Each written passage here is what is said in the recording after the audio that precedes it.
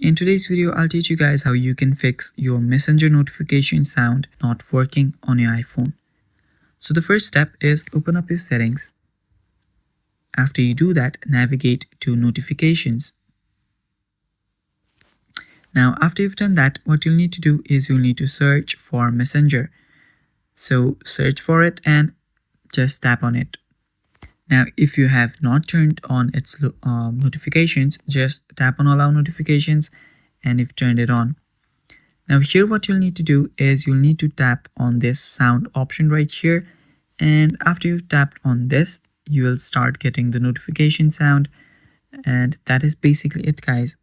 That is how you set your notification sounds and it will start working. Now if it does not work, what you need to do is just restart your iPhone. To do that, just tap on your assistive touch, go to device, go to more, and there you go, the restart option. And that will basically fix your problem, guys, and that is all for the video too. Thank you for watching. Stay tuned for more, and bye bye, take care.